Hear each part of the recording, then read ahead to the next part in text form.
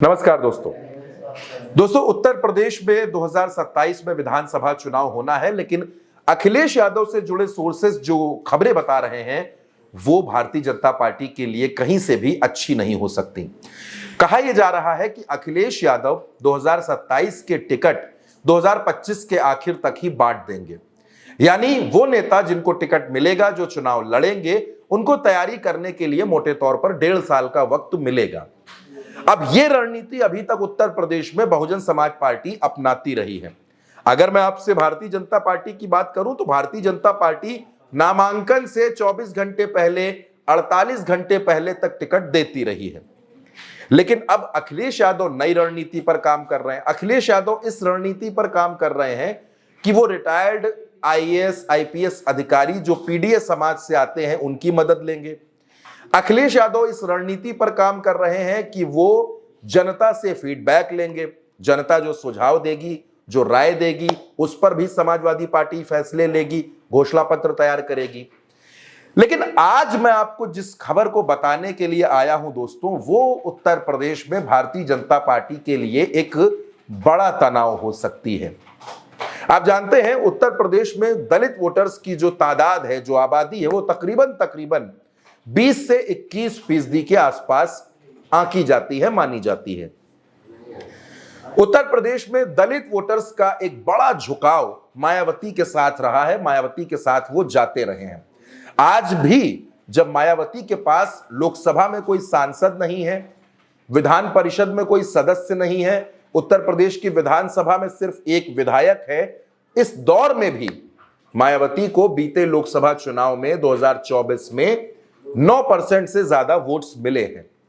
इस बात से इंकार नहीं किया जा सकता, क्योंकि दोस्तों जब हम किसी खबर का विश्लेषण करते हैं, उसके अंदर जाकर उसकी परतों को खोलने की कोशिश करते हैं, तो हमें हर समीकरण को समझना पड़ता है। मायावती उत्तर प्रदेश की राजनीति में आज भी प्रासंगिक हैं। भले ही दिल्ली में 68 सीटों पर उनकी पार्टी की जमानत जब्त हो गई, लेकिन फिर भी मायावती दलित वोटर्स के बीच में आज भी भरोसेमंद नेता के तौर पर अपनी पहचान रखती हैं। लेकिन इसी उत्तर प्रदेश में, और खास तौर पर अगर मैं आपसे कहूं कि पश्चिमी उत्तर प्रदेश की बेल्ट में चंद्रशेखर बड़ी मजबूती के साथ और बड़ी तेजी के साथ अपने पांव मजबूत करते जा रहे हैं। चंद्रशेखर खुद सांसद हैं। हरियाणा से लेकर दिल्ली तक जहां कुछ भी होता है, दलितों पर अत्याचार की कोई भी घटना सामने आती है, तो चंद्रशेखर वहां पहुंचते हैं, और उत्तर प्रदेश में भी उनकी सक्रियता लगातार बढ़ती जा रही है।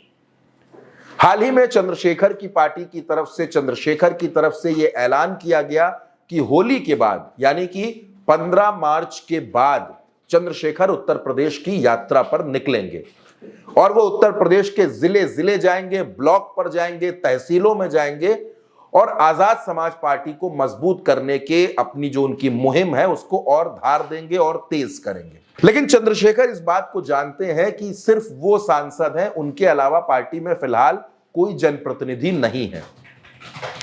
जाहिर सी बात है, किसी भी मीटिंग में, किसी भी यात्रा में जो लोगों की इच्छा है, जो लोग देखना चाहते हैं, सुनना चाहते हैं, वो उम्मीद चंद्रशेखर ही है। अकेले अपने दम पर चंद्रशेखर उत्तर प्रदेश में कोई बहुत बड़ा कमाल नहीं कर सकते।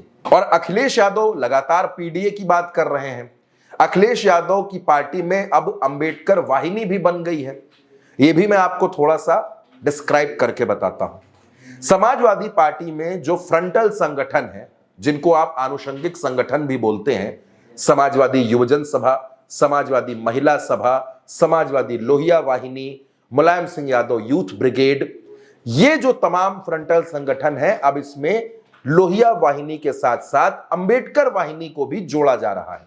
यानी दलितों के बीच में अखिलेश यादव समाजवादी पार्टी को मजबूत करना चाहते हैं और भी ज्यादा ताकतवर करना चाहते हैं। अब चर्चा यह है कि दरअसल चंद्रशेखर और आजम खान की जो मुलाकातें चल रही हैं, इन मुलाकातों का असली मकसद चंद्रशेखर और अखिलेश यादव का गठबंधन कराना है।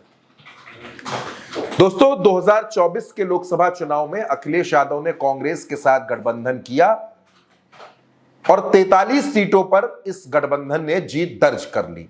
37 सीटें समाजवादी पार्टी और 6 सीटों पर कांग्रेस को जीत मिली। लेकिन लोकसभा चुनाव और विधानसभा चुनाव के मुद्दे अलग होते हैं।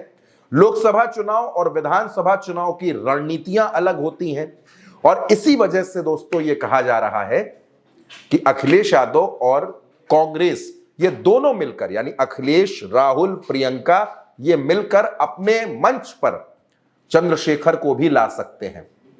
और अगर चंद्रशेखर इनके साथ जुड़ जाते हैं तो दलित वोट्स जो चंद्रशेखर के साथ हैं वो बड़ी तादाद में इस गठबंधन में शिफ्ट हो सकते हैं।